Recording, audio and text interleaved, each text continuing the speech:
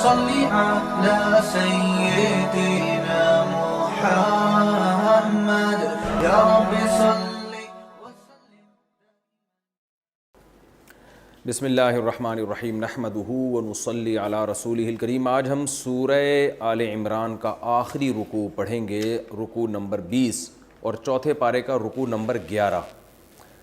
حسب معمول اس رکوع کا سب سے پہلے لفظی ترجمہ، پھر تفسیر اور جو نکات ہمیں ملتے ہیں وہ انشاءاللہ بیان کریں گے. اعوذ باللہ من الشیطان الرجیم، بسم اللہ الرحمن الرحیم. ان فی خلق السماوات والارض، بے شک آسمانوں اور زمین کے خلق میں، پیدا کرنے میں، خلق کا معنی پیدا کرنا، واختلاف اللیل والنہار، اور دن اور رات کے اختلاف میں، عدلنے بدلنے میں، دن آ رہا ہے رات جا رہی ہے، رات آ رہی ہے دن جا رہا ہے. لآیات، لام تاکید کے لیے، آیات بڑی بڑی نشانیاں، تنوین تعظیم کے لیے بھی ہوتی ہے، بڑی بڑی نشانیاں ہیں. لقوم، ان لوگوں کے، لأولی الالباب، لی کا معنی لیے، الی کا معنی والے، اولو المال، مال والا، الی بھی آتا ہے اولو بھی آتا ہے. لأولی الالباب، لب والوں کے لیے، لب کہتے ہیں مغز کو، بہترین عقل، خالص عقل کو، الباب اس کی جمع. تو بہت یعنی ذہین لوگوں کے لیے، عقل مندوں کے لیے اس میں بڑی بڑی نشانیاں ہیں. الذین، یہ وہ عقل مند لوگ ہیں، یذکرون اللہ، جو اللہ کو یاد رکھتے ہیں، قیاماً، کھڑے ہوئے حالت میں بھی، جب کھڑے ہوتے ہیں قائم کی جمع قیام، وقعوداً، اور بیٹھی ہوئی حالت میں بھی، جب بیٹھے ہوئے ہوتے ہیں، قاعد بیٹھنے کو، بیٹھنے والا، قعود اس کی جمع. وعلی جنوبہم، اور اپنے پہلوؤں کے بل بھی.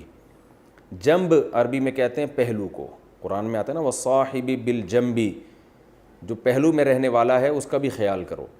تو جنوب اس کی جمع، اور یہ مشرق مغرب شمال جنوب کو بھی جنوب کہتے ہیں، ایک سائڈ پہ ہے وہ. تو جنب کی جمع جنوب، جو اپنے پہلوؤں کے بل، یعنی لیٹے ہوئی حالت میں بھی. وَيَتَفَكَّرُونَ، اور تفکر، فکر کہتے ہیں سوچنا، تفکر تکلف سے سوچنا، خوب غور و فکر کرتے ہیں. فی خلق السماوات والارض، آسمانوں اور زمینوں کی پیدائش میں. ربنا، پھر کہتے ہیں، یقولون یہاں محذوف ہے، جب یہ غور کرتے ہیں تو پھر کیا کہتے ہیں؟ ربنا، اے ہمارے رب، ما خلقتا، نہیں پیدا کیا تو نے، ھذا، یہ سب کچھ، باطلا، بیکار. سبحانک، تو ہر عیب سے پاک ہے. فقینا، فا کا معنی تو، قی کا معنی بچا. قی اصل میں کیا تھا پہلے بھی بتا چکا ہوں، یہ فا قی نا تین الگ الگ لفظ ہیں. یہ فا کا معنی تو ہے، قی کیا ہے اصل میں تھا وقا یا یوقیو، اس کا معنی ہوتا ہے بچانا، ضرب یضربو کی طرح. تو توقیو، تو بچائے گا. اور امر اس کا کیسے آتا ہے؟ جیسے تضربو میں آپ تا کو حذف کریں اور شروع میں الف لے آئیں تو بنے گا اضرب.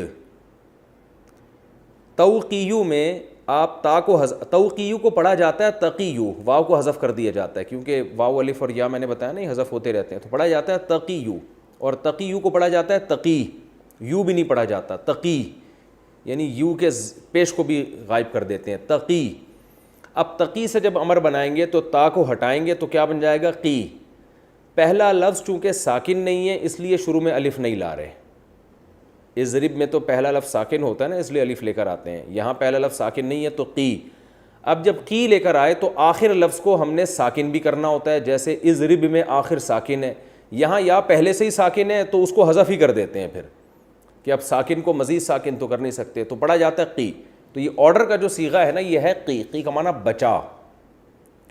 تو یہ لفظ قرآن میں استعمال ہوا ہے، جیسے ربنا آتنا فی الدنیا حسنۃ وفی الآخرۃ حسنۃ وقنا عذاب النار. واو کا معنی اور، قی کا معنی بچا، نا کا معنی ہمیں، عذاب النار، آگ کے عذاب سے. تو یہ بڑی دلچسپ اس کی ایک ترکیب ہوتی ہے. توقیو نا تھا، اس سے امر بنا قی. تو یہ عربی کی آپ دیکھیں یہ کتنی شارٹ زبان ہے، یہ بھی آپ اس میں غور کریں. سبحانک، اے اللہ تو ہر عیب سے پاک ہے. فقینا، پس بچا لے تو نہ ہم کو، عذاب النار، آگ کے عذاب سے.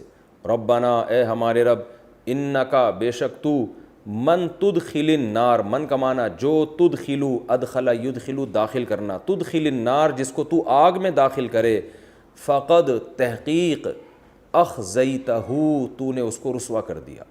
اخزا یخزی، اخزا یا یخزیو کی طرح، اکرما یکرمو کی طرح، اس کا معنی رسوا کرنا. تو نے اس کو رسوا کر دیا. وما للظالمین، اور نہیں ہے ایسے ظالموں کے لیے من انصار، کوئی مددگار. ربنا، اے ہمارے رب، اننا، بے شک ہم نے، سمعنا، سنا ہم نے، منادین، ایک منادی کو. نادا ینادی مناداتن، اصل میں تھا نادیا ینادیو منادیتن، زاربا یزاربو مزاربتن کی طرح. اس کا معنی پکارنا، ندا سے نکلا ہے، ندا. تو منادی پکارنے والا، مزارب جیسے اس میں فاعل آتا ہے نا، منادی پکارنے والا.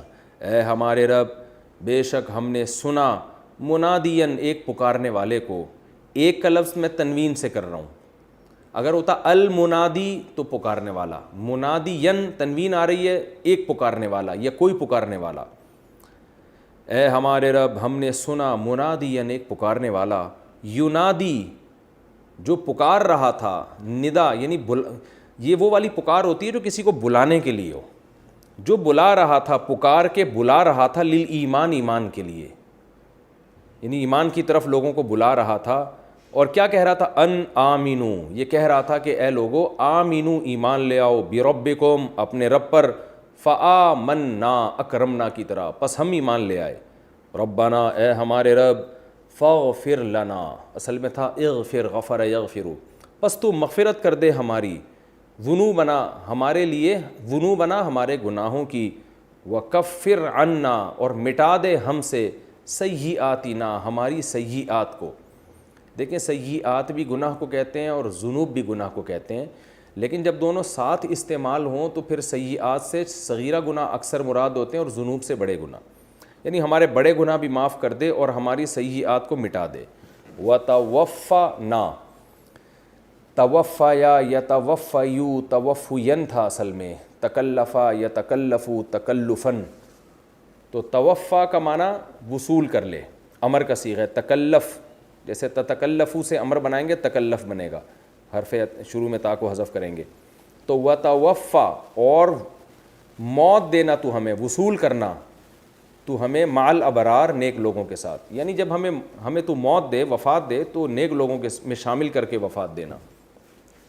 ربنا، اے ہمارے رب، وآتینا، آتینا اصل میں تھا اتینا، اکرمنا کی طرح، اکرم امر کا صیغہ ہے. اور تو عطا کر ہمیں، ما، وہ چیزیں دے ہمیں، وعدتا نا، اصل میں تھا وعدتا، ضربتا کی طرح ملا کے پڑھتے ہیں وعدتا. ہمیں عطا کر دے، ما، وہ چیزیں، وعدتنا، جس کا تو وعدہ کر رہا ہے ہم سے، علی رسولی کا، اپنے پیغمبروں پر، یعنی پیغمبروں کی زبان پر. اصل میں تھا علی لسانی رسولک، پیغمبروں کی زبان سے تو نے ہم سے جو وعدے کیے ہیں وہ بھی ہمیں عطا کرنا. ولا تخزینا، اخزا یخزی، اخزاءً، رسوا کرنا. لا تخزینا، اور ہمیں رسوا مت کرنا، یوم القیامہ، قیامت کے دن. انک لا تخلف المیعاد، بے شک تو وعدے کی خلاف ورزی نہیں کرتا. فاستجاب لہم، اللہ کہتا ہے، استجابہ یہ لفظ پہلے بھی آ چکا ہے، اصل میں تھا استجوبہ، جواب دینا کسی کو، کسی کی پکار سن لینا. فاستجاب لہم، اللہ فرماتے ہیں سن لی ان کے لیے، ربہم، ان کے رب نے، ان کی پکار رب نے سن لی ہے. انی، کیسے سن لی ہے؟ کہ بے شک میں، لا اضیع، نہیں ضائع کروں گا. یہ بہت اہم رکوع ہے، بڑا اس میں ایک روحانیت ہے. اضاع یضیع، اضاعتاً، ضائع کرنا، اضوع یضوع، اضواعاً کی طرح. لا اضیع، میں ضائع نہیں کروں گا، عمل عامل، عامل کسی بھی عمل کرنے والا. کسی کا ترجمہ تنوین کی وجہ سے کر رہا ہوں. دیکھیں تو ایک ہوتا ہے الکتاب، الکتاب کا معنی کتاب. ایک ہوتا ہے کتابن یا کتابن یا کتابن، اس کا معنی کوئی کتاب یا ایک کتاب یا کسی کتاب، یا کسی یا ایک یا کوئی کا لفظ یہاں لگا دیا جاتا ہے. لا اضیع عمل عامل منکم، تم میں کوئی بھی عمل کرنے والا، اس کا عمل میں ضائع نہیں کروں گا. من ذکرن، چاہے وہ مرد میں سے ہو، او انسا، یا عورت میں سے ہو. بعضکم من بعض، تم میں سے بعض سے ہیں، یعنی مرد اور عورت انسان ہیں دونوں، اس لیے میں کوئی فرق نہیں کروں گا بدلہ دینے میں، تم سب ایک دوسرے کی جنس میں سے ہو. فالذین، کیسے بدلہ دوں گا، آگے اس کی تفصیل. فالذین، پس وہ لوگ، ہاجروا، جنہوں نے ہجرت کی، واخرجوا من دیارہم، دار کی جمع دیار، اور نکالے گئے اپنے گھروں سے. وَأُوذُوا فِي سَبِيلِي، اوذو اصل میں تھا اؤذیو، اکرمو کی طرح، اذیت سے نکلا ہے، اذا سے نکلا ہے. اور ان کو تکلیفیں دی گئیں میرے راستے میں، وقاتلوا اور انہوں نے قتال کیا یعنی جہاد کیا، وقتلوا اور قتل بھی کیے گئے یہ لوگ، لَأُكَفِّرَنَّ کفر یکفر تکفیرن مٹانا معاف کرنا، میں مٹا دوں گا عنہم ان سے سیئاتہم ان کی خطاؤں کو، وَلَأُدْخِلَنَّهُمْ اور میں ضرور بے ضرور ان کو داخل کروں گا، ادخل یدخل ادخالاً داخل کرنا، یہ سب نون جو ہے نا تاکید کے لیے، اور میں ضرور ان کو داخل کروں گا جناتن باغات میں، تجری من تحتها الانہار جن کے نیچے نہریں بہتی ہیں، ثوابم من عند اللہ، ثواب کہتے ہیں بدلے کو، یہ بدلہ ہوگا من عند اللہ اللہ کی طرف سے، واللہ عندہ اور اللہ تعالیٰ عندہ اس کے پاس حسن الثواب بہترین بدلہ ہے، حسن کا معنی اچھا بدلہ ہے اس کے پاس،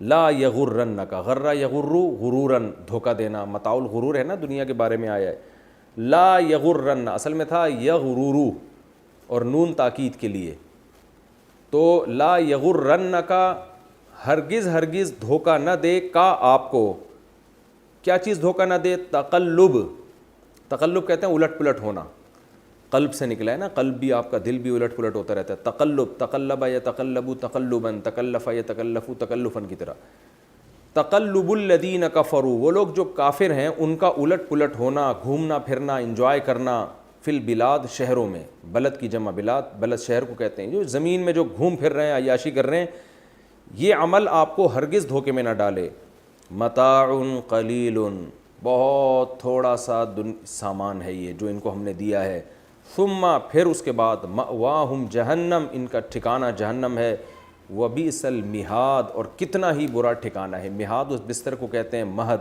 جس پہ بچہ سوتا ہے، یعنی وہ بھی ٹھکانہ ہی ہے نا، تو ان کے رہنے کی جگہ کتنی بری ہے، لیکن الذین اتقوا لیکن وہ لوگ جنہوں نے تقوی اختیار کیا، ڈرے وہ لوگ ربہم اپنے رب سے، لہم جنات ان کے لیے باغات ہیں، تجری من تحتها الانہار جن کے نیچے سے نہریں بہتی ہیں، خالدین فیہا ان باغات میں یہ ہمیشہ رہیں گے، نزلاً نزل کہتے ہیں مہمان نوازی یا مہمانی، نزلاً یہ مہمانی ہوگی من عند اللہ اللہ کی طرف سے، وما عند اللہ اور جو کچھ اللہ کے پاس ہے، خیرٌ بہتر ہے، للابرار نیک لوگوں کے لیے، بر نیک آدمی کو کہتے ہیں، ابرار اس کی جمع، وَإِنَّ مِنْ أَهْلِ الْكِتَابِ اور بے شک اہل کتاب میں سے ایسے بھی ہیں، لمن لام تاکید کے لیے، من کا معنی جو، یؤمن باللہ جو اللہ پر ایمان لاتے ہیں، وما اور اس کتاب پر بھی، انزل الیکم جو اے نبی یا اے مسلمانوں تمہاری طرف نازل کی گئی ہے، وما اور ان کتابوں پر بھی، انزل الیہم جو ان کی طرف نازل کی گئی ہیں، خاشعین للہ اللہ کا خوف رکھتے ہوئے، لا یشترون بآیات اللہ ثمنا قلیلا اللہ کی آیات کے بدلے میں چند ٹکے نہیں خریدتے یہ لوگ، اولئک یہ ہیں وہ لوگ، لہم اجرہم کہ ان کے لیے ان کا اجر ہے، عند ربہم ان کے رب کے پاس، ان اللہ بے شک اللہ تعالیٰ سریع الحساب بہت جلد حساب لینے والا ہے، سرعت جلدی کو کہتے ہیں، سریع جلدی کرنے والا، یا ایھا الذین آمنوا اے لوگو جو ایمان لائے ہو، اصبروا صبر کرو، وصابروا دشمن کے مقابلے میں بھی صبر کرو، صابرا یصابروا مصابرتن کسی کے مقابلے میں صبر کرنا یعنی دشمن سے زیادہ صبر کرو، ورابطوا اور اپنی سرحدوں کو مضبوط کرو، رباط سے نکلا ہے یہ لفظ، رابط یرابط مرابطتاً اور رباطاً، جیسے قاتل یقاتل مقاتلتاً اور قتالاً، تو رباط کہتے ہیں اصل میں سرحد پہ گھوڑے باندھ کے تیار رکھنا، تو یہاں گھوڑے مراد نہیں بلکہ اپنی بارڈر کی حفاظت، یعنی کنایہ ہے یہ کہ اپنی سرحدوں کی حفاظت کرو، واتقوا اللہ اور اللہ سے ڈرو، لعلکم تفلحون تاکہ تم کامیاب ہو جاؤ۔ یہ جی سورہ آل عمران کا آخری رکوع تھا اور اس کا لفظی ترجمہ ہم نے آپ کے سامنے پڑھا ہے مختصر گرامر کے ساتھ، اب انشاءاللہ اس کی تفسیر پیش ہوگی، بہت اہم رکوع ہے اور آخری ہے، تو اس کا مضمون بھی بالکل خلاصے کے طور پر ہے، پوری سورت کا خلاصہ، اس میں بہت ساری باتیں آئیں، یہود و نصارہ سے مکالمے آئے، عیسائیوں سے مناظرے کا تذکرہ ہوا، پھر اللہ نے بتایا کہ ہم نے اہل کتاب پر کیا کیا احسانات کیے، عیسیٰ ابن مریم اللہ کے رسول ہیں، اللہ کے بیٹے نہیں ہیں، یعنی زبانی دلائل سے بھی بات ہوئی، مناظرہ جسے کہا جاتا ہے، مباہلہ جسے کہا جاتا ہے وہ بھی ہوا، پھر غزوہ احد میں مشرکین سے جو لڑائیاں ہوئیں، جو میدان جنگ میں لڑائی جسے کہا جاتا ہے، اس کا بھی تذکرہ ہوا۔ تو ہر طرف سے دلائل اللہ نے دیے۔ اس آخری رکوع میں اللہ تعالیٰ یہ بتا رہے ہیں کہ اسلام کی حقانیت اور اللہ کے وجود اور اللہ کی توحید کو ماننے کے لیے ہم نے اس کائنات میں بہت سارے دلائل رکھ دیے۔ دنیا میں دو قسم کے لوگ ہیں، ایک وہ جو اس کائنات کی چیزوں سے فائدہ تو اٹھاتے ہیں مگر اس کائنات کی بنی ہوئی چیزوں سے خالق کی طرف پہنچنے کی کوشش نہیں کرتے، اور دوسرے وہ لوگ ہیں جو اس کائنات کی بنی ہوئی چیزوں سے فائدہ بھی اٹھاتے ہیں لیکن وہ یہ غور بھی کرتے ہیں کہ یہ سب کیوں بنا ہے۔ دنیا میں کوئی ایسا نہیں ہوتا، دنیا میں کوئی عقل مند کہ وہ بلا وجہ کسی چیز کو بنائے، یعنی اس کائنات پہ غور کر کے وہ اس نتیجے پر پہنچتے ہیں کہ یہ خود نہیں بنی ہے، اس کو کسی نے بنایا ہے، ورنہ اتنی زبردست خوبصورت مینجمنٹ نہ ہوتی۔ اور بنانے والے نے بے مقصد نہیں بنایا، کیونکہ بنانے والا اتنا عالی شان، وہ ایسے ہی کیسے بنا سکتا ہے کہ بس بنا دیا اور مارنے کے لیے بنایا اور مر کے مٹی ہو کے ختم ہو جاؤ اور یہ کائنات بھی ایک دن ختم ہو جائے گی، کوئی مقصد نہ ہو۔ تو یہ نہیں ہے، یقیناً اس کائنات کا کوئی مقصد ہے، اور وہ مقصد کیا ہے بنانے والا ہی بتائے گا۔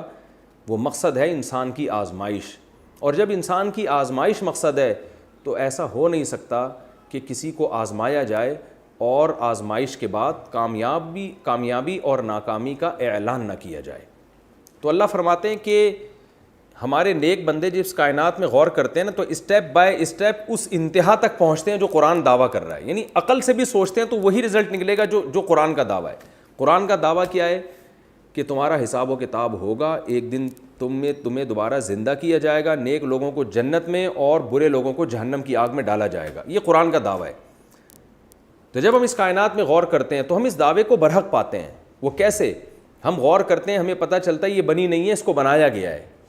ایک بے جان تصویر خود سے نہیں بن سکتی، کروڑوں اربوں سال میں اتفاق سے نہیں بن سکتی، تو ایسی تصویر جو دیکھتی بھی ہو، سنتی بھی ہو، بولتی بھی ہو، سوچتی بھی ہو، سمجھتی بھی ہو، چلتا پھرتا انسان کیسے بن گیا خود بخود، اور مرد اور عورت پھر آگے ان کی نسل اور بچہ ادھر پیدا ہوتے ہی اس کی ماں کی چھاتیوں میں دودھ آ جاتا ہے، یہ چیزیں آٹومیٹیکلی نہیں ہو سکتی۔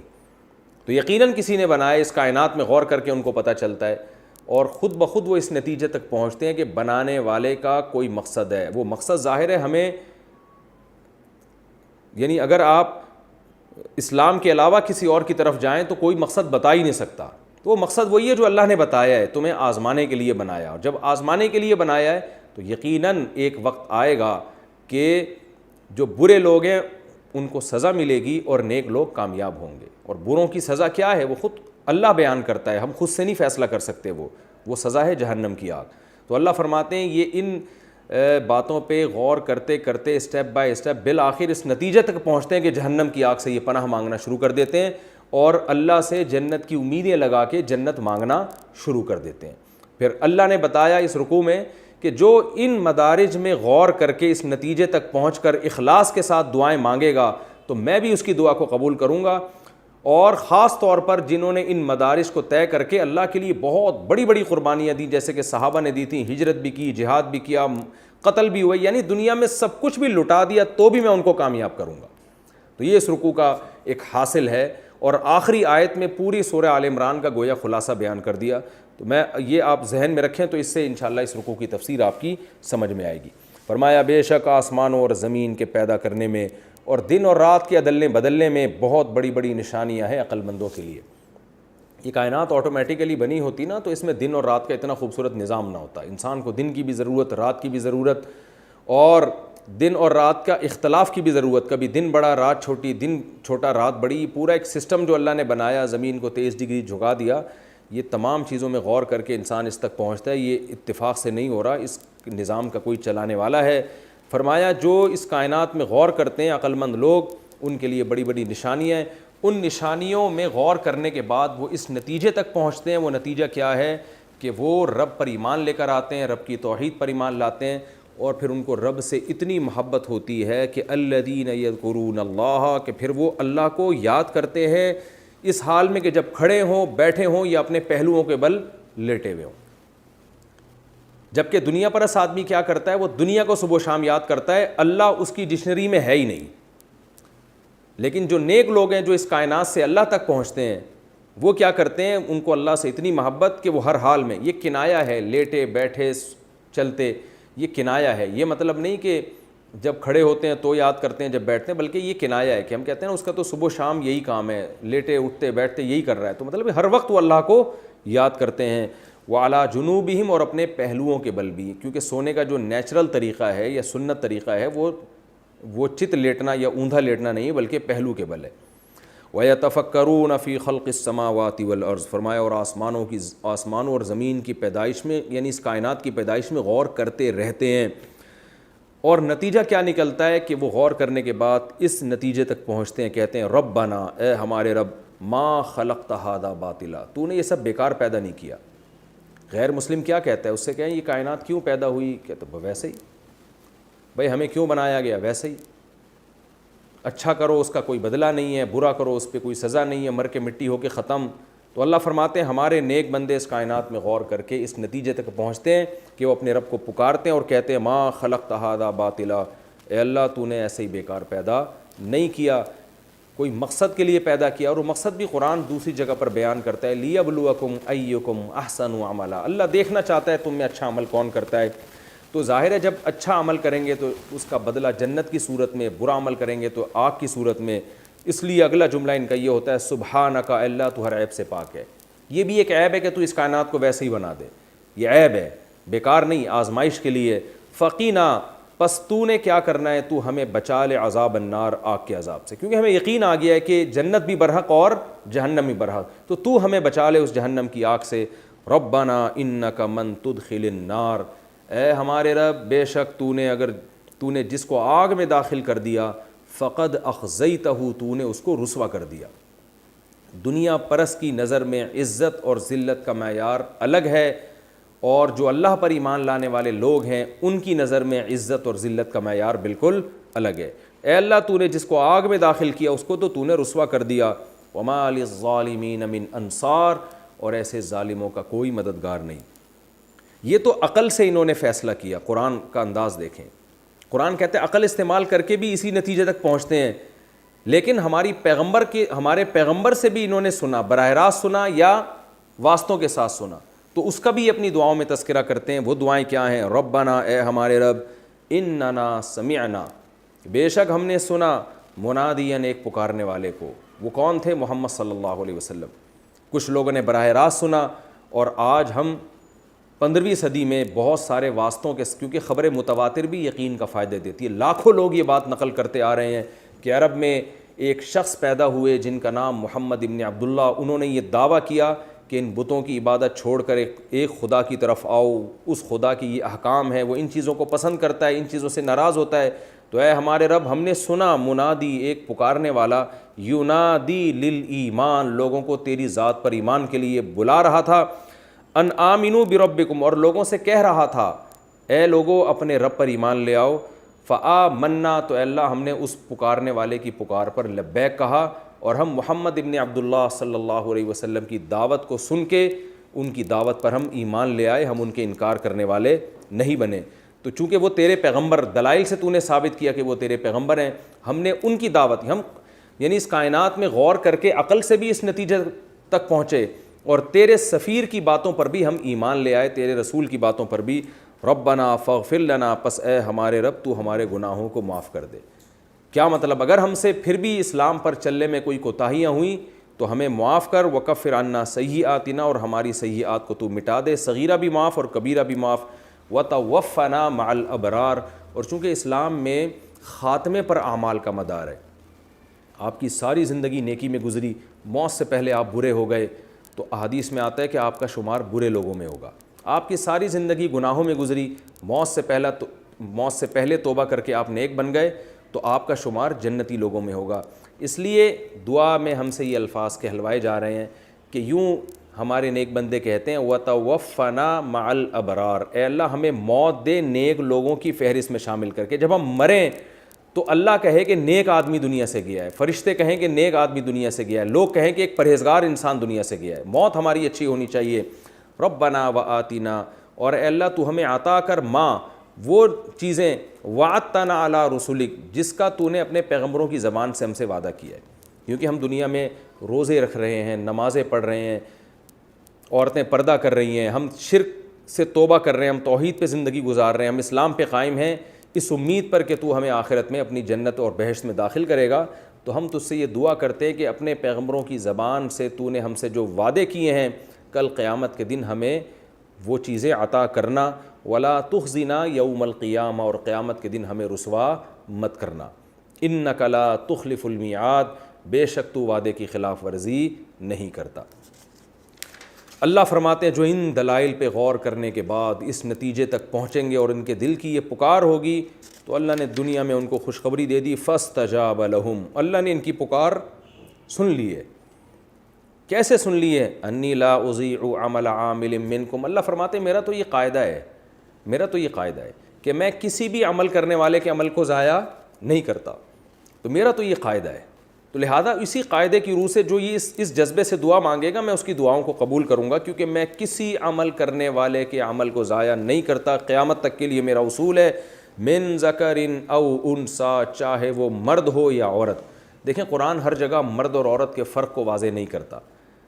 جو حکام یعنی جب قرآن کہتا ہے کہ جو بھی نیک عمل کرے گا تو اس میں مرد اور عورت خود بخود داخل ہوتے ہیں, لیکن یہاں قرآن الگ سے ذکر کر رہا ہے اس کی اہمیت کو بیان کرنے کے لیے کہ چونکہ ہر شخص کا یہ جذبہ ہوگا تو اس میں مرد بھی ہوں گے عورتیں بھی, تو اللہ الگ الگ دونوں کو ہائی لائٹ کر رہا ہے کہ کوئی مرد نیک عمل کرے یا عورت نیک عمل کرے میں کسی عمل کرنے والے کے عمل کو ضائع نہیں کروں گا.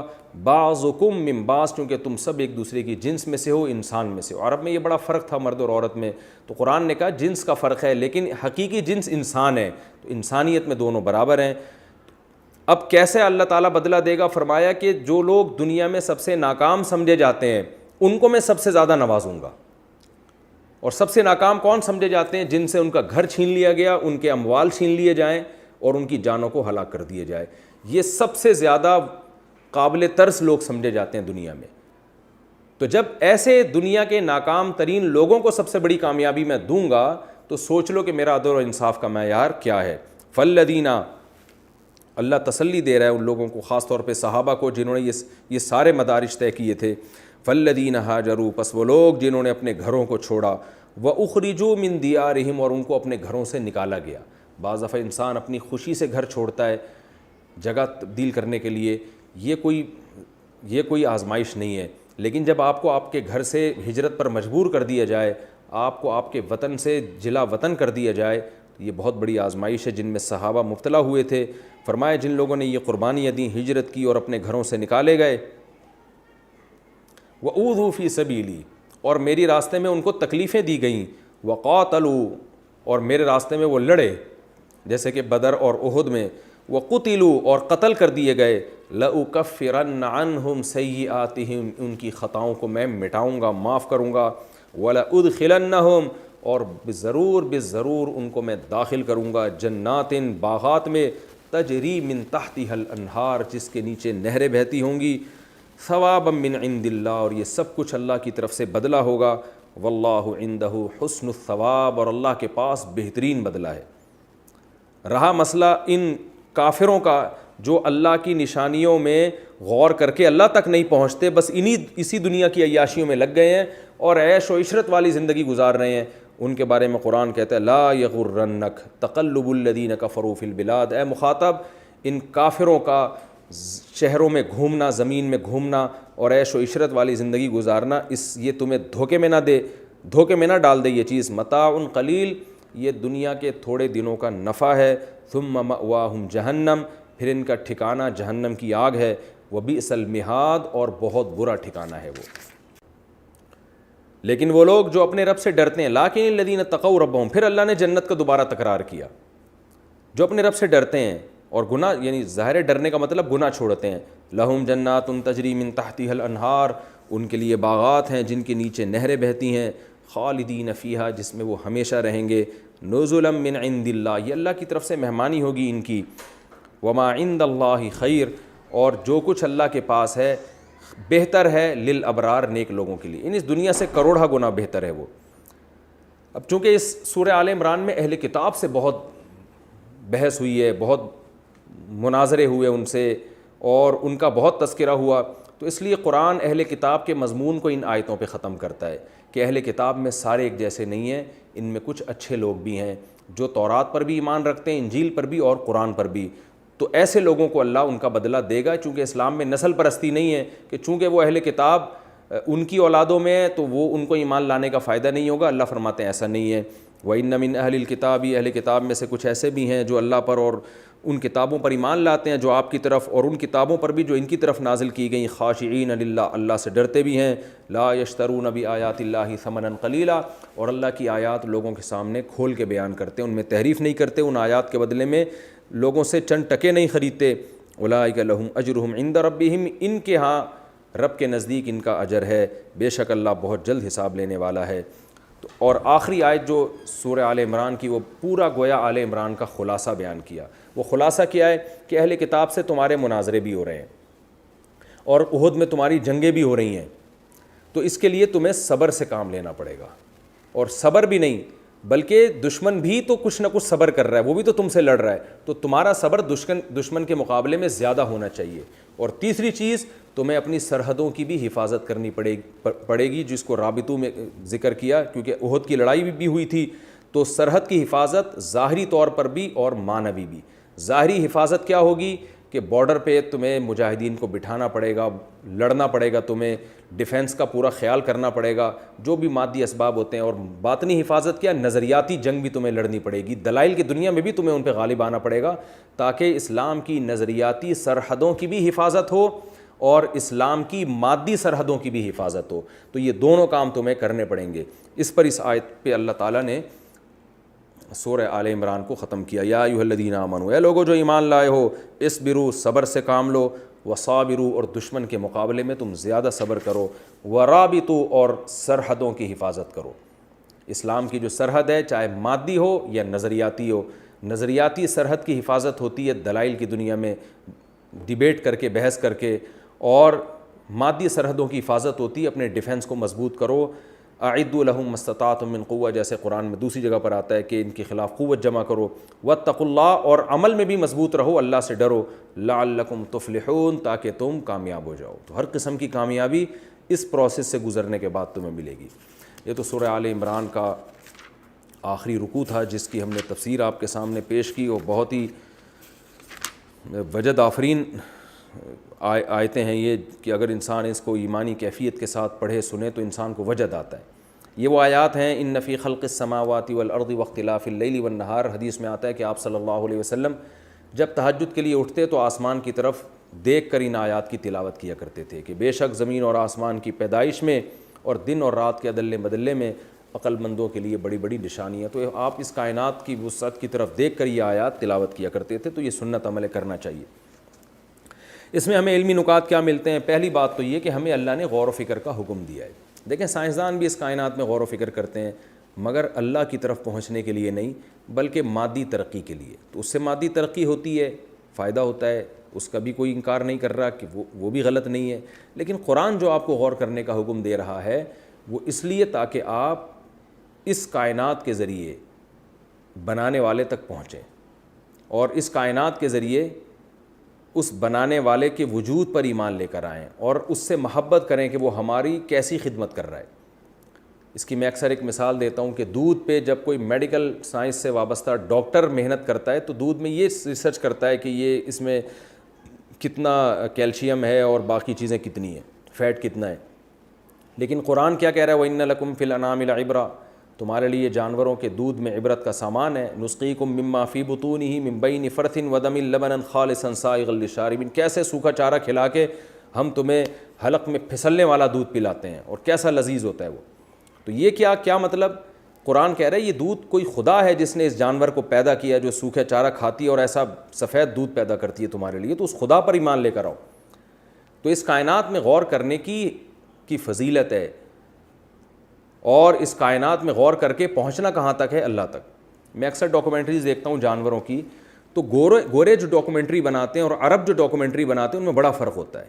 گورے جب ڈاکومنٹری بناتے ہیں تو پرندوں کے بارے میں معلومات ہوتی ہیں, جانوروں کے بارے میں معلومات, کہیں بھی یہ نہیں آتا کہ سبحان اللہ کیسا خدا نے اس کو بنایا ہے, کیا تتلی کے پروں میں کیسے خوبصورت رنگ، بس وہ رنگوں کی قسمیں بیان کر رہا ہوگا گورا.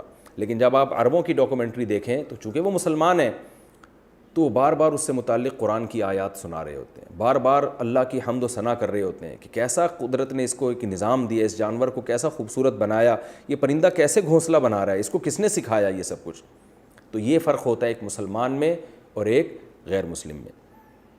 تو یہ بہت اہم آیت ہے. صبح تہجد میں اس کی تلاوت، یہ جو یہاں تک انک لا تخلف المیعاد، یہاں تک سنت عمل ہے کہ صبح تہجد میں اٹھ کے آسمان کی طرف دیکھ کر ان آیتوں کی تلاوت کی جائے. اور ایک انگریز کا واقعہ بھی میں یہاں سنانا مناسب سمجھتا ہوں. ڈاکٹر محمود غازی صاحب ایک بڑے اسکالر گزرے ہیں، بہت اللہ نے ان کو علم سے نوازا تھا. انہوں نے ایک واقعہ لکھا ہے کہ گورے نے کہا کہ میں اسلام لانا چاہتا تھا لیکن کچھ مجھے شکوک و شبہات تھے. تو ایک دن کیا ہوا، میں نے اللہ سے دعا مانگی، میں نے کہا اللہ تو مجھے اگر اسلام برحق مذہب ہے تو ابھی مجھے کوئی اچھمبے کی چیز دکھا دے، تو کوئی ایسی بڑی نشانی دکھا دے جس سے مجھے یقین آ جائے کہ اسلام برحق ہے.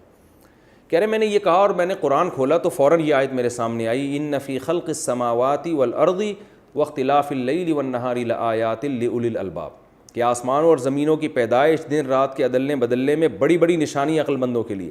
کہتا مجھے ایسا لگا کہ جیسے اللہ نے مجھے نصیحت کی ہے کہ تو ایک نشانی کی بات کرتا ہے، اس کائنات میں تو کروڑوں نشانیاں ہیں، اتنی نشانیاں دیکھ کے بھی تو ایمان نہیں لائے گا. کہتے جیسے ہی میں نے یہ آیت پڑھی تو میں نے کلمہ پڑھ کے اسلام قبول کر لیا. عقل مند کے لیے ایک نشانی بھی کافی ہے، اور جن کی دل پہ گمراہی کہ جو ہے نا مہر لگ چکی ہے ان کے لیے کروڑوں نشانیاں بھی ان کے لیے ناکافی ہیں. تو ہمیں بھی اس طرح دعا مانگنی چاہیے، اللہ سے جنت مانگنی چاہیے اور اللہ سے ہمیں جہنم کی آگ سے پناہ مانگنی چاہیے.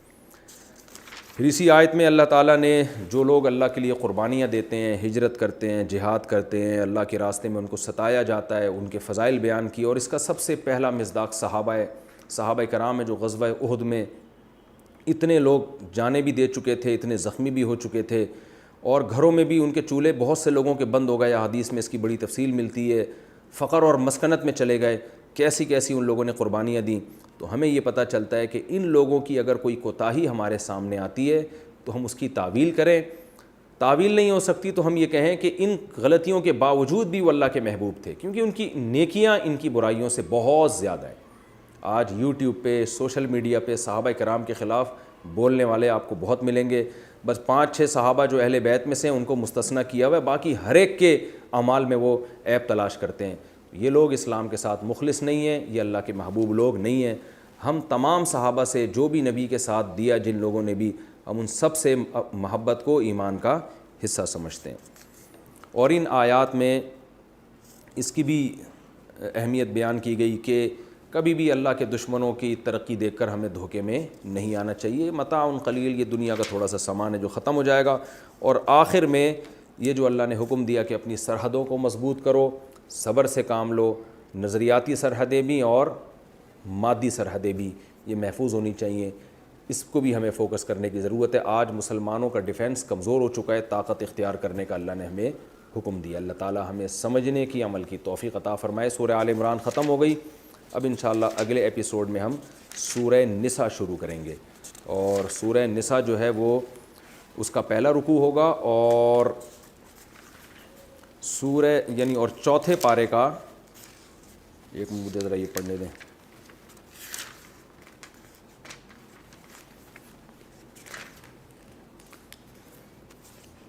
چوتھے پارے کا 12واں رکوع ہوگا انشاءاللہ. اللہ تعالیٰ عمل کی توفیق عطا فرمائے. وما علینا الا البلاغ.